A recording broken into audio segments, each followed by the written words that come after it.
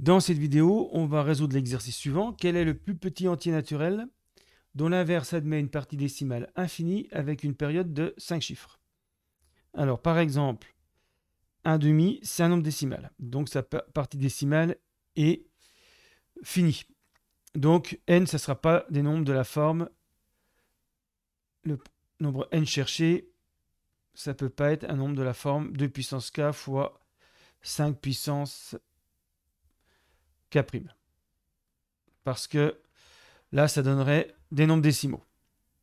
Ensuite, un tiers, par exemple, 0,333. Donc là, on dit que la partie décimale, la période, est à un chiffre.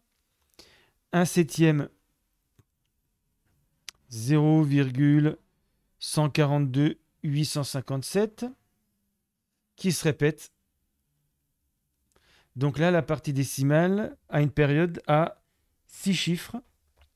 Et puis, là, on a l'impression que les périodes commencent tout de suite après la virgule, mais ce n'est pas forcément le cas. 27 sur 110, par exemple, égale 0,2. Et c'est en fait le 45 qui se répète après. Voilà. Donc, il va falloir faire attention à ne pas oublier les cas où il y a une partie qui ne se répète pas.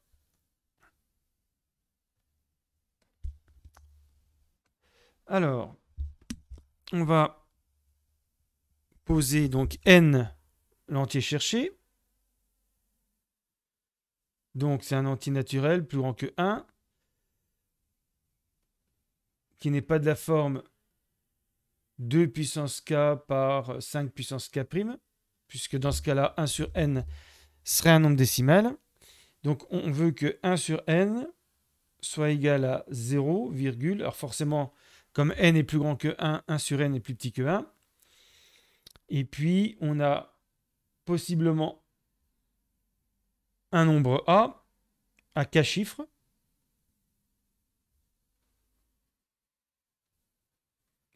Donc dans ce cas-là, je prendrai k supérieur ou égal à 1. Et puis une partie b qui se répète. Et puis l'autre cas, c'est il n'y a pas de chiffre intercalé, pas de nombre intercalé plutôt, entre 0 et b. Et donc ça commence directement à la répétition d'une partie périodique indéfiniment. Donc on va déjà commencer par ce cas-là, parce que c'est ce cas qui va nous donner la solution. Donc, si on a 1 sur n égale 0, donc b, on veut qu'il ait 5 chiffres. Et donc, si on a 1 sur n égale 0,b, etc., on peut décaler la virgule après b en multipliant par 10 puissance 5. 10 puissance 5 sur n, c'est b, puisque b a 5 chiffres, virgule, et on retrouve exactement la même partie décimale puisqu'elle est infinie. Et donc, quand on fait la différence entre ces deux nombres, 10 puissance 5 moins 1 sur n, à gauche, ici ça fait b moins 0, et puis comme on a la même partie décimale pour les deux nombres, elle va s'éliminer, il ne reste plus que b, qui est donc un entier à 5 chiffres.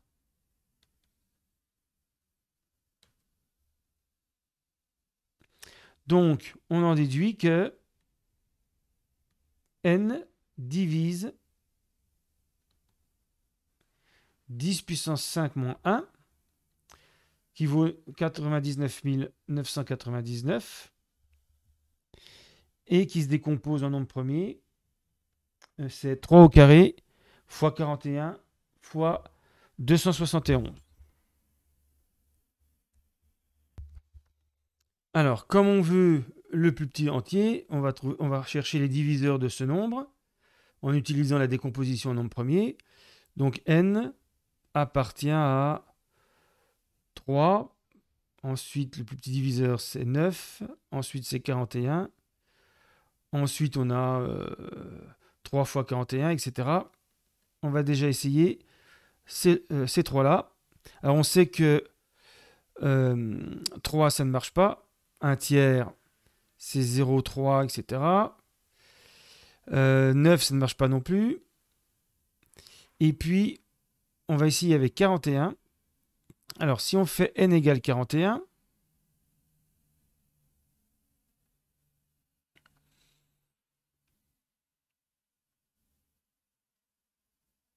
on a b ici qui vaut 10 puissance 5 moins 1 sur 41.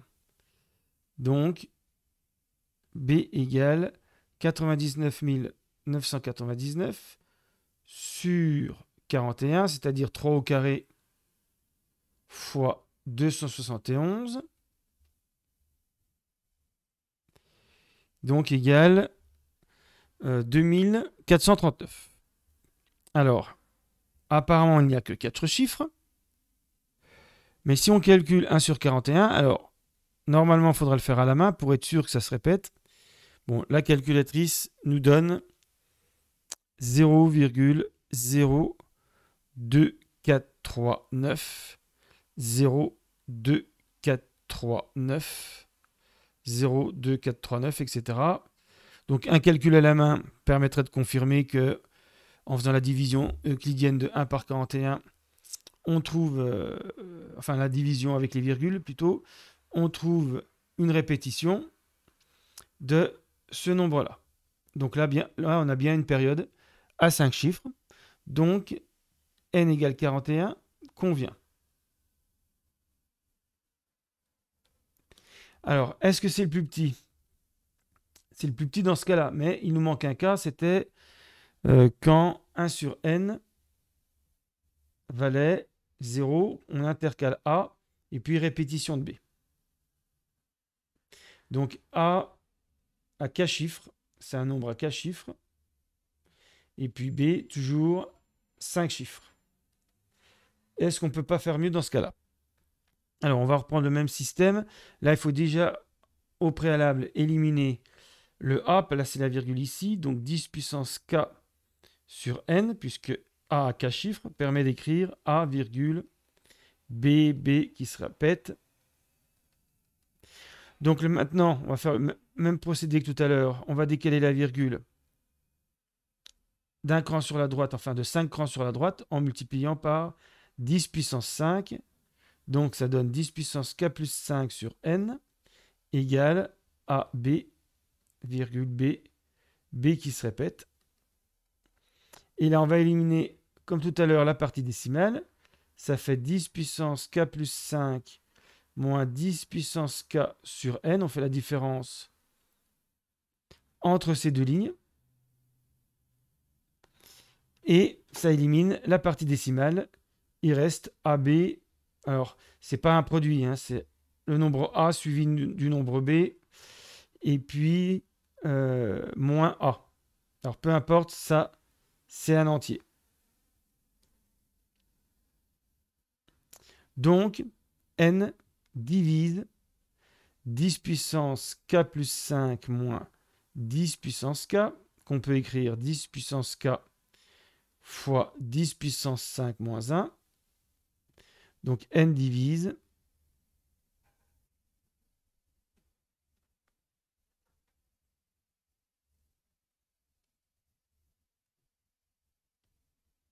alors 2 puissance k fois 5 puissance k fois, donc on retrouve 99 999, donc 3 au carré, fois 41, fois 271. Donc le but, c'est de trouver, comme on a trouvé n égale 41, c'est de trouver un diviseur de ce nombre-là plus petit que 41. Alors, on va éliminer tous les nombres où il n'y a que 2 et 5. Mais on peut combiner 2 avec 3, 2 avec 41, etc.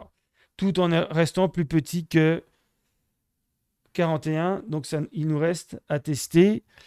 Donc, 2, ça ne marchera pas. 3, ça ne marche pas. 4, c'est 2 au carré. 1 sur 4, c'est un décimal, etc. 5, 6, ça ne marche pas. On pourra le tester. Donc, 6, éventuellement. 7, 8. 8, c'est 2 puissance 3. 9, 3 au carré. On l'a déjà testé, ça ne marchait pas. 10, 1 sur 10, ça va être un décimal. 11 ne fait pas partie de la décomposition. 12. Alors, je ne les fais pas tous. Et après, il y a 15, 18, 24, 27 et 36, en dessous de 41. Voilà. J'ai éliminé donc par exemple 8, 16, 32, puisque l'inverse donne des décimaux, 25, 10, 20, 40, etc. Tout ça, l'inverse donne un décimal. Donc il n'y a que ces nombres à tester. Alors au mieux avec 1 sur 27, on trouve une période à 3 chiffres, mais aucun inverse ne donne une période à 5 chiffres. Donc la solution du problème, c'est n égale 41. Et 1 sur 41 qui donne 0,02439 qui se répète indéfiniment. Voilà, c'est le plus petit entier qui a cette propriété.